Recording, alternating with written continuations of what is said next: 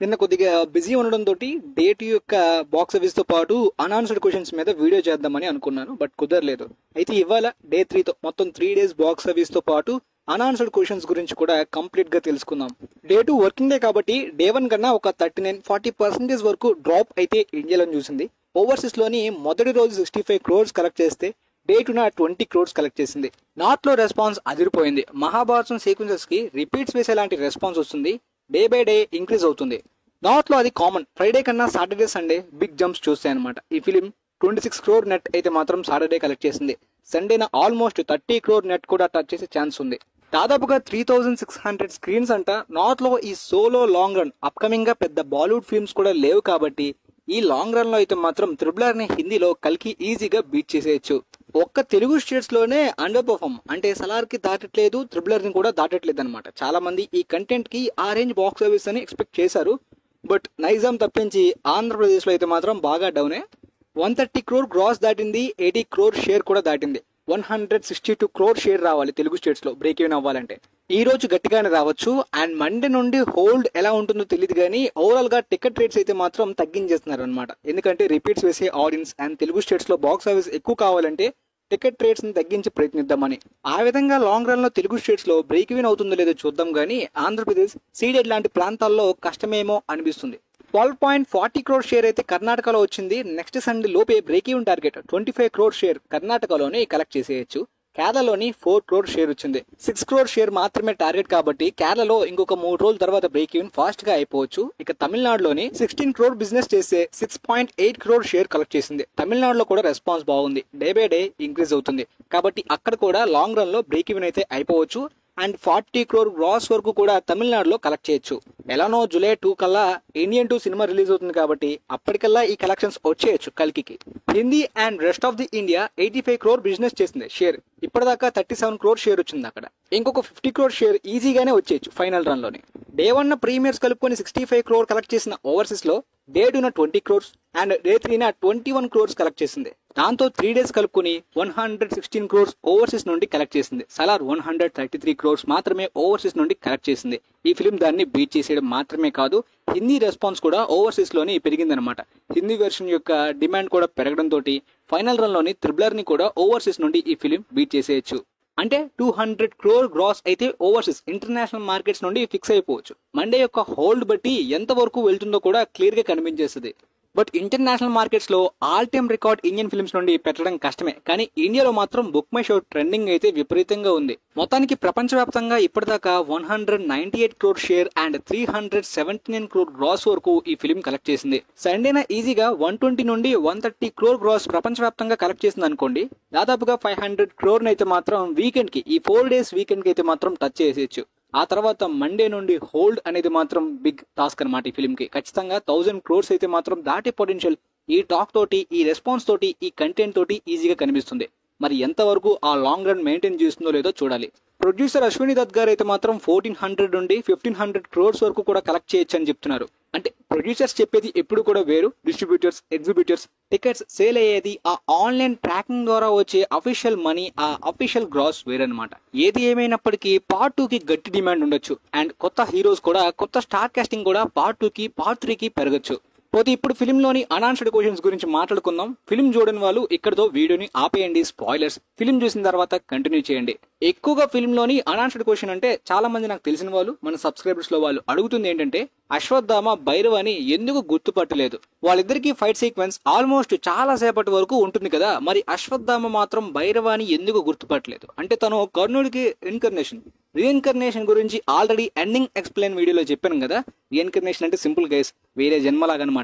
మనం పోయిన తర్వాత ఆ ఆత్మ ఇంకొక బాడీలోకి వెళ్లి చేసిన పాపాలని కడుక్కునే విధంగా, అది యానిమల్స్ లోనూ చాలా విధాలుగా అవుతుందన్నమాట రీఇన్కర్నేషన్. ఆ విధంగా భైరవ అయితే మాత్రం కర్ణుడికి రీఇన్కర్నేషన్. ఆ స్టిక్ పట్టుకోగానే తనకి ఫ్లాష్ బ్యాక్ గుర్తు వచ్చి అండ్ గతంలో తనైతే అధర్మం వైపు ఫైట్ చేస్తాడు. బట్ ఈసారి అలా కాదు, ధర్మం వైపు మారుతాడు. భైరవ మాత్రం బౌంటీ హంటర్, అధర్మం వైపే పనిచేస్తాడు. ఎందుకంటే షెల్ఫిష్, డబ్బులు కావాలి, కాంప్లెక్స్ కి వెళ్ళాలి. కర్ణుడి ఆత్మ భైరవలోని దూరినట్టు కాదనమాట.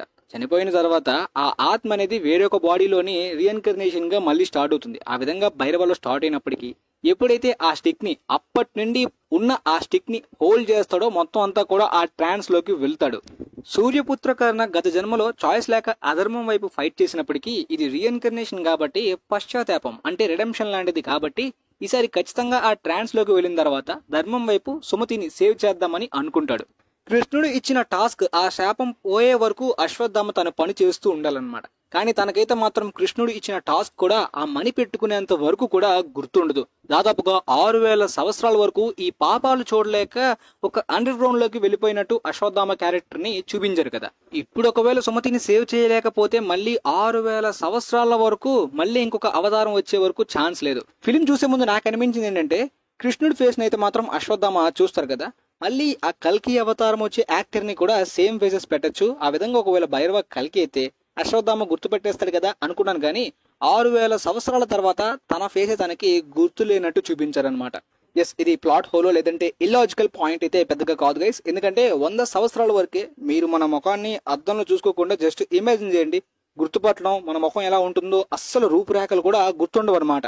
అలాంటిది 6000 సంవత్సరాల నుండి ఆయనైతే మాత్రం అండర్ గ్రౌండ్ లోకి వెళ్ళిపోయాడు తప్ప ఈ మోడర్న్ ఎరా టెక్నాలజీ గురించి ఏమీ కూడా కనీసం తెలీదు.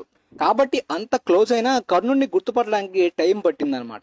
ఎప్పుడైతే స్టిక్ ని చేతిలో పట్టుకుంటాడో అప్పుడు ఏం చేశాడో భైరవకి కూడా గుర్తుండదు. కమాండర్ మానస్ ని చంపేశాడు. ఆ తర్వాత మళ్ళీ భైరవగా మొత్తం ట్రాన్స్ పోయింది. తన టాస్క్ తో తను వెళ్ళిపోయాడు. ఎక్కడికి వెళ్ళాడు అనే థియరీని ఆల్రెడీ ఎండింగ్ ఎక్స్ప్లెయిన్ లో చేశాను కదా. కాకపోతే అందరికీ ఉండే డౌట్ ఏంటంటే సుప్రీం యాస్కిన్ యొక్క హ్యాండ్స్, దాదాపుగా 5 హ్యాండ్స్ అయితే మాత్రం ఫిలిం క్లైమాక్స్ కి చూపిస్తారు కదా, అది కల్కి భగవానుడికి విష్ణుమూర్తి అవతారానికి పాసిబుల్ కదా, మరి సుప్రీం యాస్కిన్ కి ఎలా పాసిబుల్ అయింది? కొంపది సుప్రీం యాస్కిన్ అలాంటి పవర్ ఉన్న వ్యక్తా అనే డౌట్స్ మీకు రావచ్చు. సుప్రీం యాస్కిన్ విలన్ క్యారెక్టరే, అది ఫిక్స్ అయిపోవచ్చు. ఎందుకంటే మనుషుల్ని హింసిస్తూ తను రూల్ చేస్తున్నాడు. కాశీనగరంలో దేవుళ్ళకి సంబంధించి నమ్మకం గానీ ఎలాంటిది కూడా అలౌ లేదు.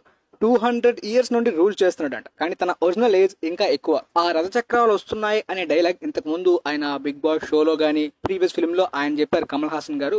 శ్రీశ్రీ గారి డైలాగ్ అది, ఆయనకి ఫేవరెట్ కమల్ హాసన్ గారికి. రథచక్రాలు అంటే విష్ణుమూర్తి వస్తున్నాడని, అది కూడా 10వ అవతారం కదా. సో ఇక్కడ కలిపురుష్ యొక్క రిఫరెన్స్ అయితే క్లియర్ గా సుప్రీం యాస్కిన్ లోని చూపించారు. తను అర్జునుడి యొక్క గాంధీవిని పట్టుకున్న తర్వాత విష్ణుమూర్తి రాబోతున్నాడని చెప్పి క్లియర్ గా తెలుసు కదా. దాని ప్రకారం ఆ కల్కి అవతారం గురించి తనకు తెలుసు.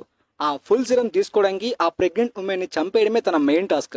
ఆ సిరం తోటి తను ఇంకాస్త పవర్ఫుల్ గా ఇమ్మోర్టల్ గా బ్రతుకుతాడనమాట. అండ్ అవతారం పోయిన తర్వాత మళ్ళీ 6000 సంవత్సరాల వరకు రూల్ చేద్దామని, కంప్లీట్ గా గాడ్ గా అలా జీవిద్దాం నిరంతరం అనేది సుప్రీం యాస్కిన్ మెయిన్ టాస్క్. సుప్రీం యాస్కిన్ మీద సపరేట్ ఆరిజిన్ ఫిల్మ్ కూడా తీయొచ్చు. కలిపురుష్ నిజానికి ద్వాపర యుగం నుండి ఉన్నాడు. బట్ సుప్రీం యాస్కిన్ అంత ఓల్డ్ అన్నట్టు ఫిల్మ్ లో మనకు చూపించలేదు. కానీ ఈ రూల్ మాత్రం 200 years నుండి అని చూపించారు. కలిపురుష్ లో 5 బ్యాడ్ క్వాలిటీస్ ఉన్నట్టు ఆ 5 balls అయితే ఉన్నాయి కదా, అవన్నీ కూడా హ్యాండ్స్ గా మారుతాయి. సేమ్ కల్కి అవతారం లాగా, గాడ్ లాగా. కాకపోతే అర్జునుడి గాంధీవిని పట్టుకున్నారు కదా, సో ఇప్పుడు కర్ణుడికి అర్జునుడికి ఫైట్ అన్నట్టు మళ్ళీ ఆ వెపన్ తో ఈ విధంగా వీళ్ళిద్దరికి ఫైట్ జరగచ్చు. కాకపోతే కల్కి అవతారం వచ్చే వరకు అశ్వత్థామ ఇప్పుడు భైరవ కూడా ప్రొటెక్ట్ చేయొచ్చు. సెకండ్ పార్ట్ లో కర్ణుడిగా కంప్లీట్ గా మారే విధంగా. షూటింగ్ అయితే ఆల్రెడీ సెకండ్ పార్ట్ కి సంబంధించి కూడా అయిపోయిందంట. కొన్ని సీన్స్ మనకి చూపించలేదు కదా లీగల్ సెట్ ఫోటోస్ పెట్టి. సో ఇవి మేబీ పార్ట్ 2 లో ఉండొచ్చు.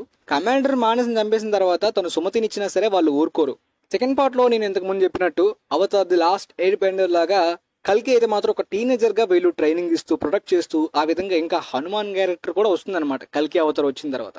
చాలా మంది దేవతలు వాళ్ళ వెపన్స్ ఇస్తారు కలిని అంతం చేయడానికి అనమాట. ఆ విధంగా ఇప్పుడు అర్జునుడి గాంధీతో పాటు పరశురాముడి యొక్క వెపన్ కూడా వీళ్ళకి తర్వాత దొరకచ్చు. ఖచ్చితంగా పార్ట్ 2 లో మళ్ళీ అర్జునుడి క్యారెక్టర్ ని, కర్ణుడిని అండ్ కృష్ణుడిని, ఈ పాస్ట్ సీన్స్ ని కూడా ఇంకా మహాభారతం సీక్వెన్స్ కి సంబంధించి చూపించే అవకాశం ఎక్కువగా ఉంటుంది. దాన్ని కూడా ఈ ప్రెసెంట్ ఫ్యూచర్ కి కనెక్ట్ చేసే పాసిబిలిటీస్ కూడా ఉంటాయి.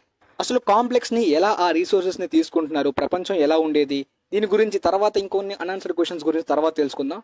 ప్రస్తుతానికి అయితే మాత్రం మీకు ఈ వీడియో క్లియర్ గా అర్థమైతే వీలైతే మీ ఫ్రెండ్స్ లో డౌట్స్ ఉన్న వాళ్ళకి కూడా షేర్ చేయండి guys. And thanks for watching.